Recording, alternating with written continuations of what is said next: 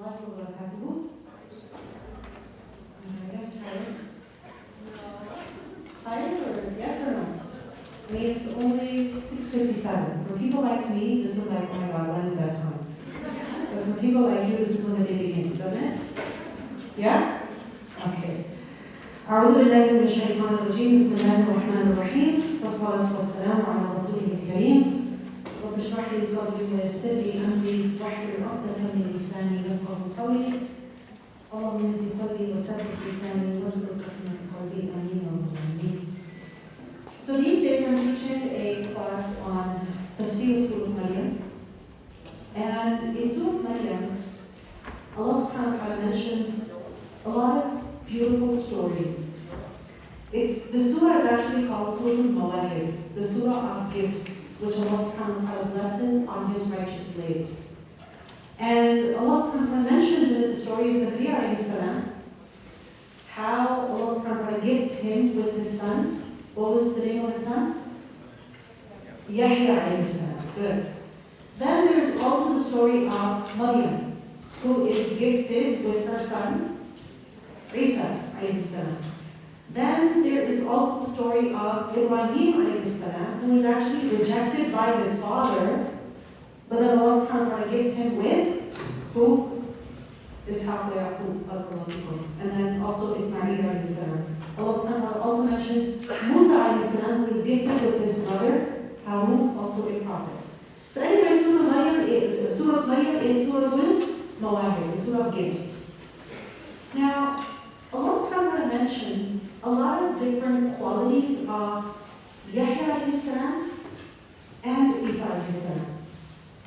And among those qualities is that both of them were very good with their parents. About Yahya alayhi salam, Allah says, وَبَرًّا بِوَالِدَيْهِ.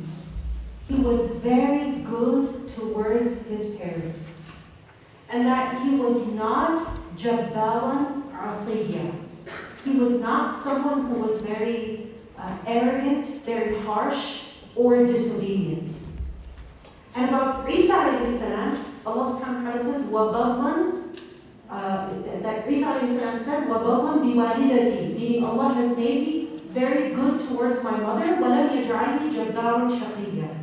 And He has not made me someone who is a tyrant and someone who is very, who is deprived of good things. Now, the reason why I want to begin with this is that out of all the different qualities that these prophets of Allah possessed, Allah subhanahu wa ta'ala mentions the fact that they were good to their parents. And this shows us that the rights of parents is certainly very, very important. There is no doubt about it. In fact, the concept of piety is incomplete if a person is not good to their parents. A person cannot truly be righteous or a good person unless and until they're good towards their parents. The word bar, which is used, bar is someone who does a lot of bid. Bid is righteousness. Alright? So being a good person, what is the essence of being a good person? What is the sign that a person is really a good person? The fact that they're very good to strangers? Is it? Would that describe a good person if they're very nice to strangers? No. Anybody can be nice to strangers. Right? On the internet you see things like, okay, be kind, and then give $50 or $100 to a stranger. Yes, so I'm being so kind. But then when it comes to the people who are closest to me, right, my mother, my father, my family, how am I treating them? Anyone can be good towards a stranger. Alright? The real test of a person's character is whether they are good to their parents or not. Allah subhanahu wa ta'ala tells us in the Quran, in numerous places, that we must worship Allah alone, and right after that, وَبِالْوَالِدَيْنِ إِحْسَانًا. With the parents, do ihsan. Right? This is mentioned in more than one place in the Quran. The right of Allah, and immediately after that, the right of the parents. Allah subhanahu wa ta'ala does not say towards children, be good. Towards strangers, be good. Towards your spouse, be good. Why? Because your goodness towards others stems from what? Your goodness, your relationship with your parents. If a person cannot be respectful towards their parents, they cannot be respectful towards anybody else. If a person cannot treat their parents with love, with care, with compassion, they cannot treat other people with compassion and care. If you really want to see who you are, what your character is like, who you really are as a person, see how you speak to your mother. See how you speak to your father. That is your mirror. That is what will show you what kind of a person you really are. You see, the thing with your friends is that they demand respect. If you don't treat them well, they're going to leave you. Isn't it? Even when it comes to a spouse. If you don't treat them with respect, they're going to leave you. Right? But your parents are dedicated to you. You can treat them in the worst way, but they will not leave you. Let me say that. Your parents will not leave you no matter what you do. Yes, you hear those stories about parents being very mean and giving those ultimatums. If you do this, then I'm going to do that. Well, does that actually happen? No. Right? They're too, their love for you kind of overcomes. SubhanAllah. So the sign of a person's piety is the fact that they treat their parents good. Right? And we see that when it comes to the good treatment of parents, this is something that has always been commanded. Right? When it comes to different commands, we see that over time, different commands were abrogated. All right? Like, for example, the Bani Israel, they had to observe the Sabbath, right? And the laws of the Sabbath were very difficult. But Allah subhanahu wa ta'ala has removed that difficulty from us. Right? But when it comes to the good treatment of parents, this is something that has been there from day one. Alright? This command has never been changed. This is something that Allah subhanahu wa ta'ala always commanded humanity to observe, to be good to their parents. And treating your parents in a good way, this is more virtuous, it is more rewardable than other voluntary good deeds. We learn about the importance of seeking knowledge. If a person is seeking sacred knowledge, they're in the way of Allah, right? They're on the path towards paradise. But guess what? Looking after your parents is more rewardable than seeking sacred knowledge. Looking after your parents is more rewardable than even the recitation of the Quran. If you are reciting the Quran, and that's great, you're rewarded for every letter that you recite. But if at that time, your mom wants you to turn the kettle on, your dad wants you to go fill gas in the car, right? Or your mom wants you to bring the garbage can in right now, not an hour from now, no, now. Should you continue your recitation of the Quran or should you go get the garbage can? What are you supposed to do? What's more rewardable for you in that moment? What is? Bringing in the garbage can. Right? Because being good to parents, obedience to parents, this is something that is more important, that takes precedence over voluntary good deeds. Not the mandatory good deeds like salah, but voluntary good deeds. Right? And when the Prophet ﷺ was asked about which deeds are the best, أَيُّ الْأَعْمَالِ أَفْضَلُ, the Prophet ﷺ said prayer at its proper time. And then after that, وَبِرُّ الْوَالِدَيْنِ, being good to parents. So people who have the privilege of being with their parents, of living with their parents, of seeing their parents, of having their parents alive in their lives, this is an opportunity to do the deeds which are most beloved to Allah subhanahu wa ta'ala. Now, we see on the basis of the stories of Yahya alayhi salam and Isa alayhi salam, there's two ends to the spectrum. Alright? One end is being good, being dutiful towards one's parents. وَبَرًّا بِوَالِدَيْهِ وَبَرًّا بِوَالِدَتِهِ. Being good to your parents. Alright? And the other end of the spectrum is being jabbarun asiyya, being extremely arrogant, harsh, and disobedient. Alright?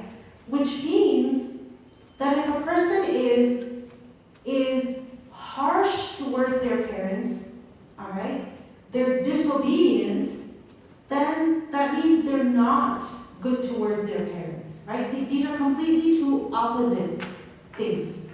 Okay? Now let's talk about the first end. What does it mean to be good to your parents? What does that look like? What does that look like? It looks like, first of all, listening to your parents, obeying them. Right? And listening to your parents doesn't always mean listening to them when it's convenient. Listening to them, doing what they want you to do when it makes sense to you. It means paying regard to their preferences. As long as it's something reasonable that they're asking of you. Right? Like, for example, they're asking you to bring the garbage can in now. They're asking you to fill the gas in now. They're asking you to throw the garbage now. They're asking you to do the laundry now, for example. Right? So this is, listening to them is what? Being good to them. Alright? Doing what they want you to. This is part of birrul walidain. Another part of this is serving them and taking care of them. Okay? Looking after them, showing love, doing different acts of service and kindness for them. Not because they're incapable of doing these things themselves. They are. But this is an opportunity for you to be able to earn the approval of Allah subhanahu wa ta'ala. For example, is your mom able to iron her shirt herself? Is she able to? Yes. But when you see her ironing, you take the iron from her and you do it for her without burning it, hopefully. This is what? Showing, this is birrul walidain. Alright? This is being good and caring towards your mother. Alright? Your father tells you about the headache that he has. You could just sit there and complain to him about the headache that you have. Right? Or you get up and you go and massage his head a little bit, or you bring him some water, you bring him some tea. You do something to ease his pain. Right? To show him that I love you, Dad. I care about you, Dad. Right? And birrul walidain, thirdly, also means being respectful. And this is extremely important. Being respectful. Alright? Being respectful is separate from being obedient. It is separate from showing care and love. Okay? Being respectful is that when you talk to them in a way that is respectful. When you look at them in a way that is respectful. When you disagree with them in a way that is respectful. Alright? Now, Abu Hurairah, he taught us what this means. He once saw these two men who were walking together. And he asked them, he asked the younger man, that who's this person that you're walking with? He said, this is my father. He said, if he's your father, then do not call him by his name. When you call him, do not call him by his name. When you walk with him, don't walk in front of him. Walk next to him. Because if you walk in front of him, basically you're telling him that, he needs to speed up. And thirdly, he said, do not sit before he does. Okay? This is what Abu Hurairah told that man. Now, what is the other extreme? The other extreme is being jabbarun shaqiyya, or being jabbarun asiyya, being very harsh, being very arrogant, and being very disobedient, not caring, not showing any respect. What does that look like? That looks like three things. Firstly, it looks like not listening to them, not doing what they want you to do. Always being argumentative, all right? Or refusing to do what they want you to do, right? The second is not showing any care or love, right? Never showing that compassion, never doing those acts of service. Living like a stranger with them in the same house, all right? And the third thing is being disrespectful, being rude, being harsh when speaking to them. Now this is actually a major sin. This is actually a major sin. It's not something small. When you argue with your brother, yeah, you can insult him, you can yell at him, you can roll your eyes at him, you can do what is necessary, all right? But when you're discussing something with your parents and you disagree with them, would it be okay to roll your eyes at them? Mm-mm. Would it be okay to raise your voice at them? No way. Would it be okay to talk to them in a way that is very condescending, as if they're a 5-year-old?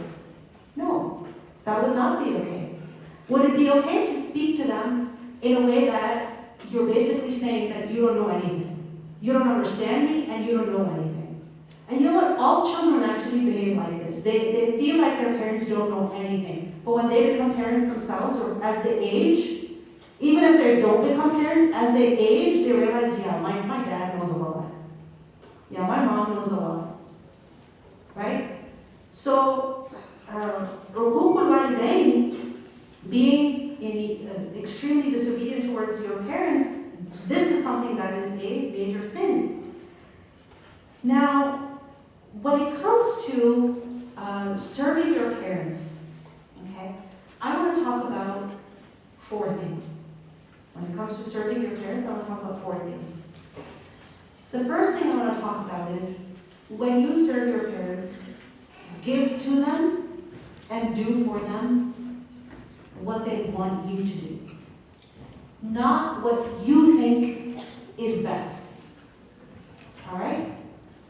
Any coffee drinkers over here or tea people here? Yeah? Okay. Hafsa, how do you take your coffee? My tea.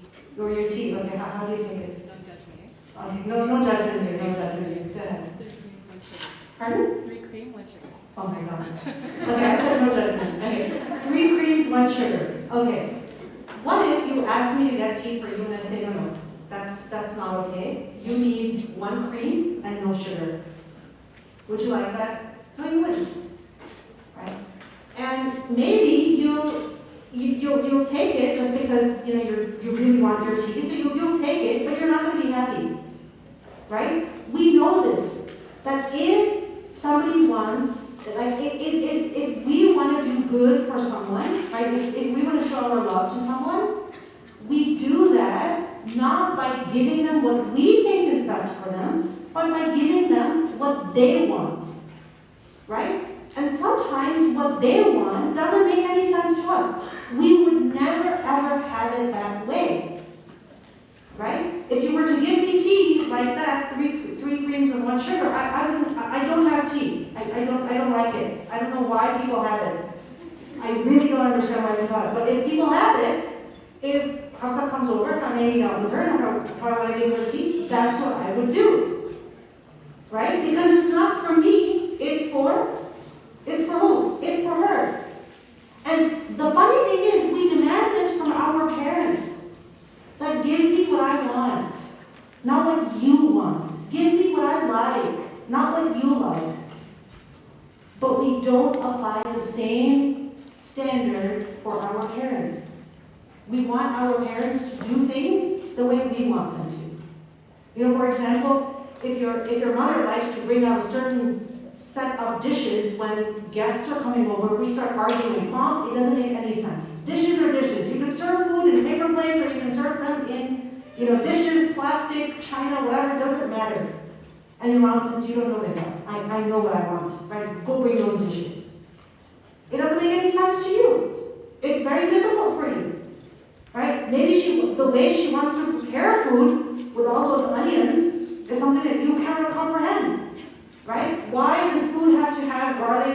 ginger that makes your coat smell, that makes the whole house stink up, right? But if that's the food that she likes to cook, let it be. Put 5 candles on, open the windows, right? Do some bukhur, something. But please, don't criticize your mother. Don't criticize her. Right? Do for her what she wants, what she likes, not what you think is best. The second thing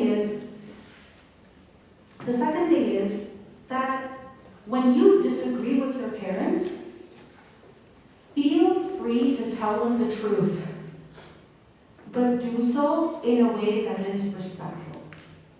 Your parents are not perfect. They don't know everything, just like you don't know everything, right?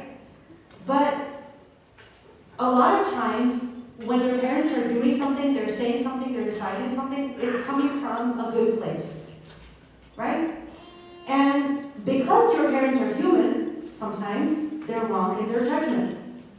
They're wrong in even what they believe.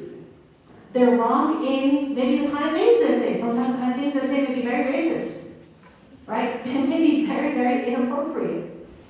And you're like, Mom, you can't say that. Dad, you can't say that, right? They may have certain cultural, values that you completely disagree with. Are you allowed, as a Muslim, to disagree with your parents? Or do you have to accept everything blindly? You are allowed to disagree with them. There is nothing wrong. You are allowed to speak your mind. You are allowed to think differently and to live differently. But do so with respect. Even if your parents happen to be polytheists, they happen to be people who associate partners with Allah, you still don't have the right to speak to them in a condescending way. And we learned this from the example of Ibrahim alayhi salam. Ibrahim alayhi salam's father, anybody has an idea of what he used to do? Ibrahim alayhi salam's father, go ahead. He used to make idols and he used to worship idols, right? Ibrahim alayhi salam, did he disagree with his father? Of course he did. But did he just accept everything because it's my father? No. He spoke to him and he said, Ya abati, lima ta'budu. Oh my dear father, why do you worship something that cannot see, that cannot hear, that cannot benefit you or protect you? Look at how he is speaking the truth, but how is he speaking? How does he begin? With a lot of love and respect. A lot of times, the reason why our parents completely, reject what we say to them is because we approach them with disrespect. We begin with whining and complaining. Right? We begin talking to them in the whiniest voice possible, and so immediately they're like, oh my God, shut down. Right? So talk to them in a way that is respectful, even if you disagree with them. Allah subhanahu wa ta'ala tells us in the Quran that وَإِن جَاهَدَاكَ, even if your parents strive against you, meaning they're trying to force you that you should worship something other than Allah. Allah subhanahu wa ta'ala says, فَلَا تُطِعْهُمَا, do not obey them. Don't listen to them.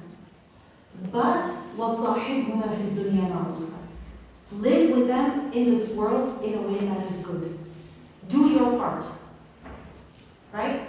So you disagree with them. Your parents want to throw the most lavish, exorbitant wedding party for you, let's say, inshallah, right?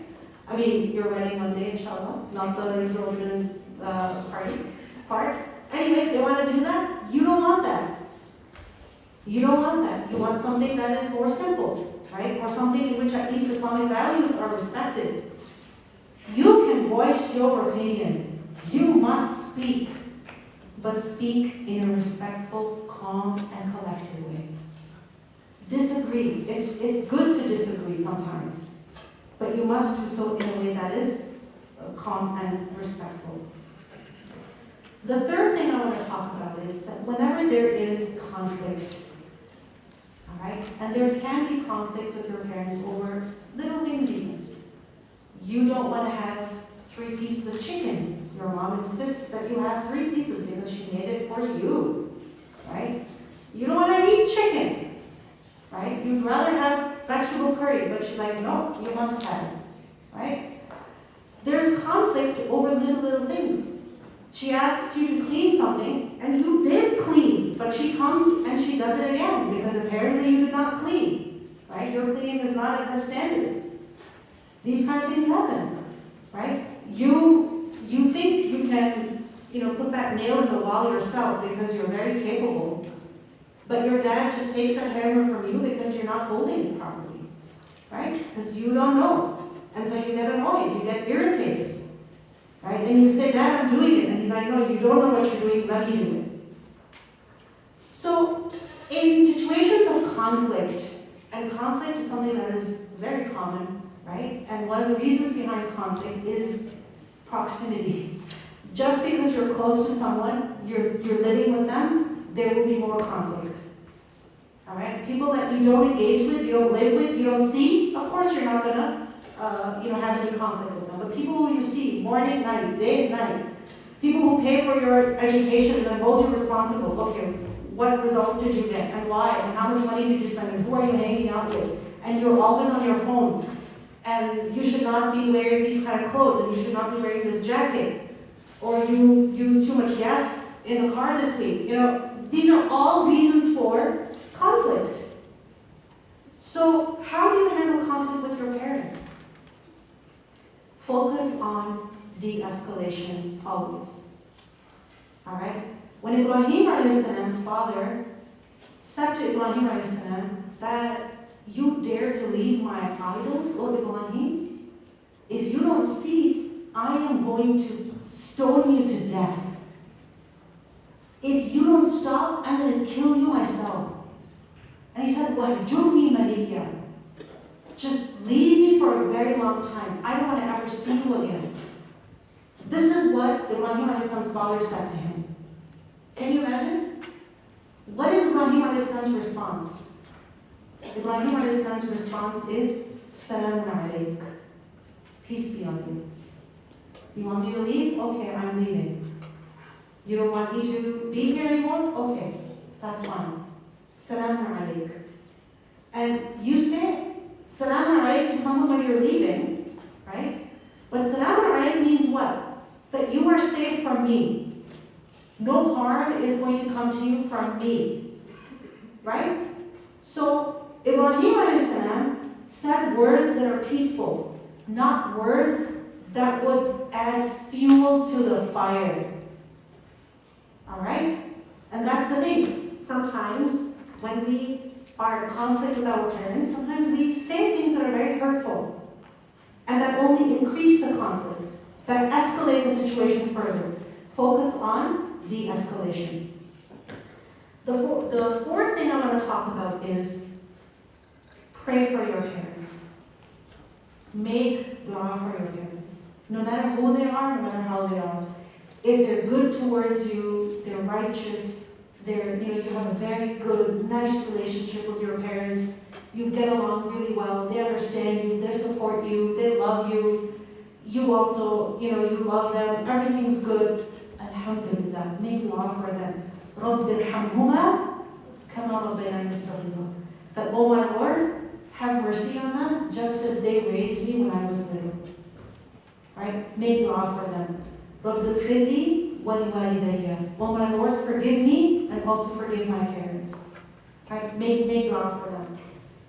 But especially when you see something in your parents that upsets you, that bothers you, that hurts you, that annoys you, that gets on your nerves, or maybe all of a sudden you don't get why your parents are becoming the way that they're becoming.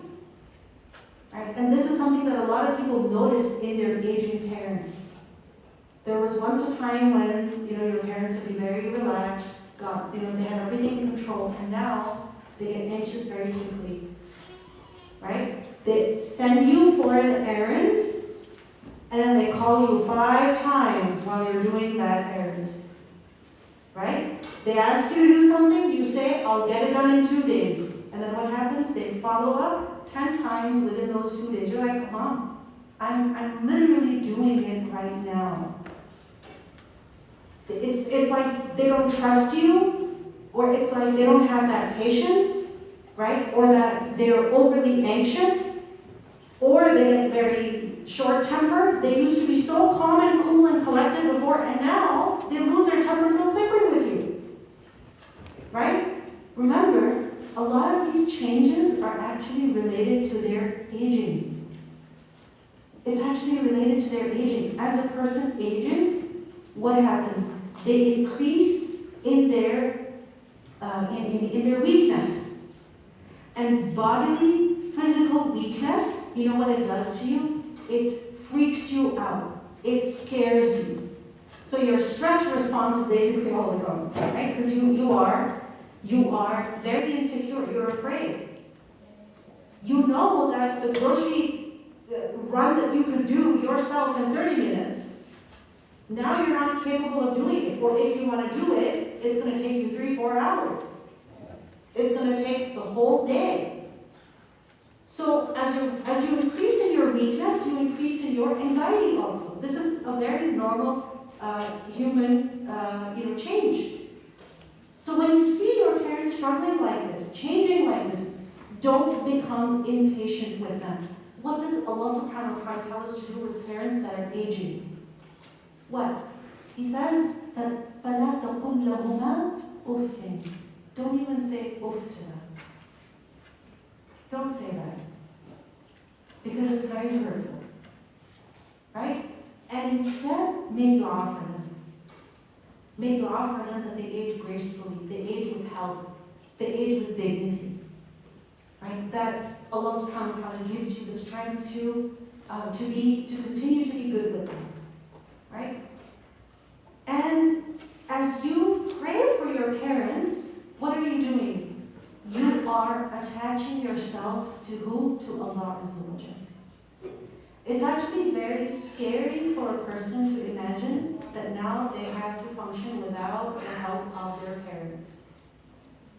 Right? It's actually very difficult. There was a time when you would get up in the morning, go down to the kitchen, and your mother would have your breakfast ready for you and your lunch. Right? Now what happens? You have to do it yourself. They want you to take responsibility. And for some parents, the reality is that even though they may want to make lunch or breakfast for their parents, for their children, they might not be able to. They have other responsibilities, or they have certain limitations because of which they're not able to do for you what they could easily do once upon a time. Right? So, as you pray for your parents, attach yourself to who? To Allah Azza wa Jalla. But my Lord knows me. My Lord cares about me. Ibrahim alayhi salam, when he said to his father that Salamun alayk, and his father had completely cut off from him, you know what Ibrahim alayhi salam said after that? He said, سَأَسْتَغْفِرُ لَكَ رَبِّي إِنَّهُ كَانَ بِي حَفِيًّا. He said, I am going to seek forgiveness for you from my Lord. My Lord is very, very kind to me. My Lord knows me very, very well. My Lord cares about me a lot. And this is the thing. Sometimes, no matter what you do, no matter how hard you try, you cannot get along with your parents. No matter what you do, you cannot receive their approval. Even if you became the most perfect human being, there would still be something wrong with you in their eyes. Isn't it? You're never going to be that perfect daughter. You're never going to be that successful son. You're always going to be a source of shame or anger or embarrassment or something. Yeah? Does that happen? So then, does that define your worth? Are you really a bad human being? You're not. إِنَّهُ كَانَ بِي حَفِيًّا. You are doing your part to show respect to your parents, to be be good to them. You strive so much to treat them with respect and to do different things to treat them well, but they're never happy. So then you remind yourself, I'm doing this for Allah Azza wa Jal. And at the end of the day, it's not my parents whose approval I seek. Whose approval do I seek? Whose approval do we seek? It's the approval of Allah. And does Allah know the state of your heart? Does He? Does He know what you feel? Does He know what you struggle with? Does He know how hard you try? Does He? He does. إِنَّهُ كَانَ بِحَفِيًّا. So do what you do for the sake of Allah subhanahu wa ta'ala and expect the best reward.